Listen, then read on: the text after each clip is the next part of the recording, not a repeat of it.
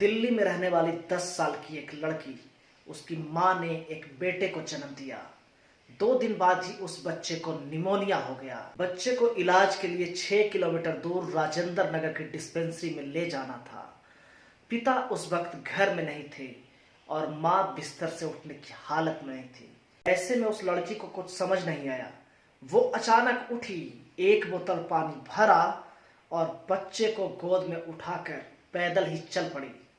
जब जब रास्ते में बच्चा रोता, वो पानी की कुछ बूंदें उसके मुंह में डाल देती। पसीने से तरबतर अपने भाई को लेकर वो डिस्पेंसरी पहुंच गई। डॉक्टरों ने तुरंत इलाज किया और उस बच्चे की जान बच गई।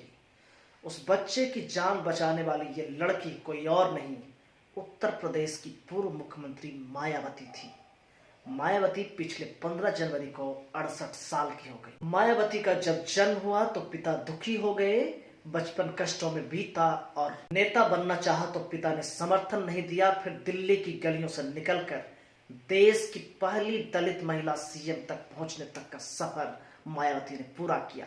आज जो उत्तर प्रदेश की राजनीति के बड़े चेहरों में से एक है, तो आज हम मायावती के ही अनकहे अनसुने किस्सों के ऊपर बात करेंगे। 15 जनवरी 1956 को दिल्ली में डाक तार विभाग के क्लर्क प्रभुदास के घर किलकारी गूंजी। एक बच्ची का जन्म हुआ और नाम रखा गया मायावती।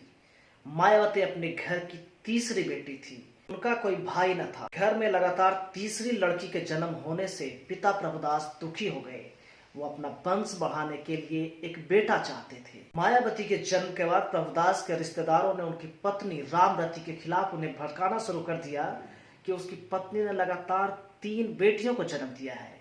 अगर उसे बेटा चाहिए तो वो रामरती को तलाक दे दे। प्रभुनाथ ने कुछ वक्त सोचा और फिर वो तलाक देकर दूसरी शादी करने के लिए तैयार हो गए। लेकिन ये बात जैसे ही मायावती के दादा मंगल सेन को पता चली, उन्होंने प्रभुनाथ को डांट फटकार लगाई और प्रभुनाथ को दूसरी शादी करने से रोक दिया। एक बार की बात है, मायावती अपने ननिहाल सिमरौली गई हुई थी। वहीं एक काली नाम की छोटी सी नदी बहती है। मायावती अपने नाना के साथ उस नदी के किनारे घूमने गई थी। तभी एक लकड़बग्घा वहां से गुजरा। ये देखकर मायावती को उसके नाना वहां से दूर ले गए और बोले, इससे दूर ही रहना वरना ये तुम्हें खा जाएगा। नाना ने इतना कहकर दूसरी तरफ देखा ही था कि मायावती अचानक बोल पड़ी कि ये मुझे कैसे खा जाएगा, मैं ही इसे खा जाऊंगी। और वो लकड़बग्घे के पीछे दौड़ पड़ी। इसके बाद कुछ गांव वालों ने मायावती को पकड़ा और फिर नाना के हाथों उसे सौंप दिया। इस पूरे किस्से का जिक्र लेखक अजय बोस ने मायावती पर लिखी किताब बहन जी में किया है। किताब बहन जी में अजय बोस आगे लिखते हैं कि मायावती के जन्म के बाद उसके पिता प्रभुनाथ को 6 बेटे हुए। इस बात से उसके पिता फूले नहीं समाते थे कि वह 6 बेटों के पिता हैं। मायावती अपने सभी भाइयों बहनों में पढ़ने में काफी तेज थी, लेकिन फिर भी उसका एडमिशन सस्ते सरकारी स्कूल में कराया गया, जबकि उसके भाइयों का एडमिशन प्राइवेट स्कूल में हुआ। इस भेदभाव से आहत होकर मायावती ने ठान लिया कि वो बड़े होकर आईएएस बनेगी। 1975 में दिल्ली यूनिवर्सिटी से उन्होंने पॉलिटिकल साइंस और इकोनॉमिक्स में बीए किया। उसके बाद बीएड करके वो एक टीचर बन गई। दिन में वो पढ़ाती और रात में जाकर यूपीएससी की तैयारी करती। इसी के साथ साथ उन्होंने एलएलबी की डिग्री भी हासिल कर ली। यूपीएससी की तैयारी के वक्त ही दिल्ली के कॉन्स्टिट्यूशन क्लब में एक सम्मेलन हो रहा था। उस सम्मेलन में मायावती भी मौजूद थी। उस वक्त के स्वास्थ्य मंत्री रहे राज नारायण जब संबोधित करने स्टेज पे पहुंचे तो उन्होंने दलितों को हरिजन कहकर संबोधित किया, जिसके बाद मायावती ने इसका विरोध किया और वह स्टेज पे चढ़कर राज नारायण के खिलाफ बोलने लगी। वहां मौजूद लोगों ने मायावती के इस फायर ब्रांड रूप की बहुत तारीफ की। सम्मेलन खत्म हुआ और उसके बाद इस घटना की चर्चा हर जगह होने लगी। जब इस घटना का पता कांसीराम को लगा तो वो भी इनसे बहुत प्रभावित हुए और वो मायावती से मिलने उनके घर पहुंच गए। मायावती उस वक्त लालटेन में पढ़ाई कर रही थी। तो कांसीराम ने उनसे पूछा, तुम क्या बनना चाहती हो? इस पर मायावती ने जवाब दिया कि मैं एक आईएएस अफसर बनना चाहती हूँ ताकि अपने समाज की सेवा कर सकूं।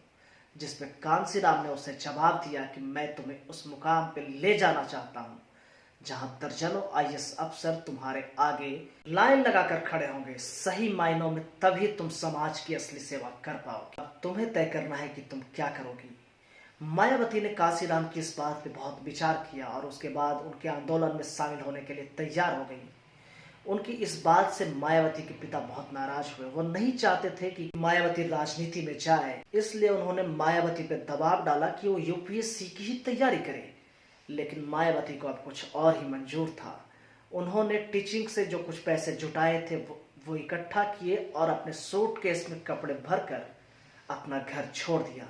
इतने पैसे नहीं थे कि वो किराए पे कहीं रह सके, तो संगठन के ऑफिस में ही रहने लगी और कांशीराम के साथ आंदोलनों में हिस्सा लेने लगी। साल 1984 आया और बहुजन समाज पार्टी यानी बसपा की स्थापना हुई। मायावती उसकी कोर टीम में शामिल थी। 1984 में वो कैराने से लोकसभा चुनाव भी लड़ी लेकिन हार गई। 1985 में बिजनौर और उसके बाद 1987 में हरिद्वार से लड़ी लेकिन हर बार मायावती हार गई। 1989 में बिजनौर में उपचुनाव हुए और मायावती इस बार जीतकर संसद पहुंच गई। इसके बाद साल 1991 आया, देश में फिर से लोकसभा के चुनाव हुए।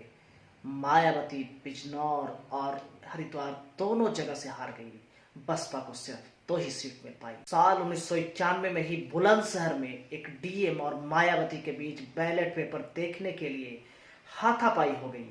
उस हाथापाई के बाद उस मामले में उन्हें गिरफ्तार कर बुलंदशहर से इलाहाबाद के नैनी जेल भेज दिया गया। नैनी जेल से जब वो सुनवाई के लिए हाई कोर्ट लखनऊ जाने लगी तो उसके बाद रेलवे स्टेशन प्रयाग पे एक पुलिस ऑफिसर ने रिवॉल्वर निकालकर उनका एनकाउंटर करने की कोशिश की, लेकिन उसी वक्त आर्मी के जवानों ने उस पुलिस वाले को देख लिया और उसे एनकाउंटर करने से रोक दिया। आर्मी के जवानों की वजह से मायावती की जान उस साल बच गई। उसके बाद मायावती कुछ साल जेल में रही और फिर रिहा होने के बाद कांशीराम के साथ फिर राजनीति में जुट गई। मायावती बहुत ही तेज तर्रार वक्ता थी, इसलिए उनकी लोकप्रियता दिन ब दिन बढ़ने लगी थी। 1993 में उन्होंने समाजवादी पार्टी के साथ गठबंधन कर इलेक्शन लड़ा और 3 अप्रैल 1994 को वो राज्यसभा की सांसद बन गई। उच्च सदन में वो बीएसपी की पहली सांसद थी। 1 जून 1995 को मुलायम सिंह यादव को खबर लग गई कि बसपा अपना समर्थन वापस लेने जा रही है। मायावती उस वक्त राज्यपाल मोतीलाल बेरा के साथ मिलकर बीजेपी के सहारे सरकार बनाने का प्रस्ताव पेश कर रही थी। मुलायम गुस्से से लाल हो गए। उन्होंने बसपा के प्रदेश अध्यक्ष राम बहादुर को अपने पाले में लिया और 15 विधायकों को भी अपनी ओर कर लिया, लेकिन दल बदल कानून से बचने के लिए अभी 8 विधायकों की और जरूरत थी। 2 जून 1995 को Mayawati Mirabai estate guest house Lucknow में अपने सांसदों और विधायकों के साथ मीटिंग कर रही थी। मायावती उस वक्त गेस्ट हाउस के रूम नंबर 1 में थी, जबकि सभी विधायक कॉमन रूम में बैठे हुए थे। उसी वक्त वहां सपा के करीब 200 कार्यकर्ता लाठी डंडों के साथ पहुंच गए और उनकी पहली लाइन ये थी कि चमार पागल हो गए हैं। जब सपा के उग्र समर्थक वहां पहुंचे तो बसपा के कई सारे विधायक मेन गेट बंद करना चाहा, लेकिन उन लोगों ने उस गेट को तोड़ दिया और बसपा के विधायकों को लाठी डंडों के साथ पीटना शुरू कर दिया। मायावती के साथ भी समाजवादी पार्टी के कार्यकर्ताओं ने बदसलूकी की, जिसके बाद मायावती एक कमरे में जाकर बंद हो गई। उसके बाद सपा कार्यकर्ता उनकी दरवाजा पीटने लगे और कहने लगे कि चमार औरत को उसकी मान से घसीट कर बाहर निकालो। उस वक्त पेजर का चलन था। जैसे तैसे प्रशासन को यह खबर दी गई। उसके बाद भारी मात्रा में फोर्स वहां पहुंची और जब मायावती ने पाया कि अब वो सुरक्षित है तो वह कमरे से बाहर आई। साल 1995 में राज्यपाल ने मुलायम सिंह यादव को बाहर का रास्ता दिखा दिया।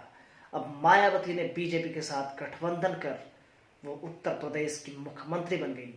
वो देश की पहली दलित मुख्यमंत्री थी।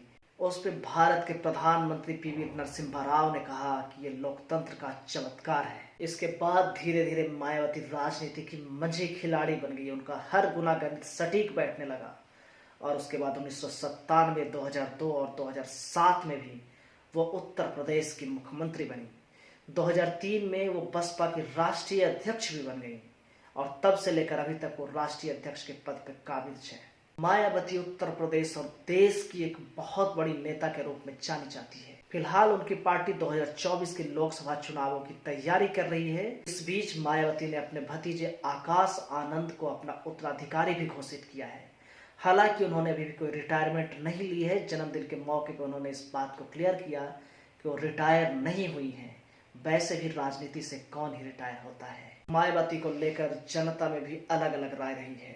कई जनता ये मानती है कि मायावती जब रही तब शासन प्रशासन का काम काफी दुरुस्त रहा। आप मायावती के ऊपर क्या सोचते हैं कमेंट करके जरूर बताइएगा। अगर आप उत्तर प्रदेश के रहने वाले हैं तो जरूर बताइएगा कि उनके शासन के समय उन्होंने प्रदेश कैसे चलाया, उसके शासन को आप कैसे देखते हैं। बाकी वीडियो अगर अच्छा लगा हो तो इसे लाइक शेयर और चैनल को सब्सक्राइब जरूर कर दीजिएगा। मिलेंगे आपसे अगले वीडियो में, तब तक के लिए नमस्कार।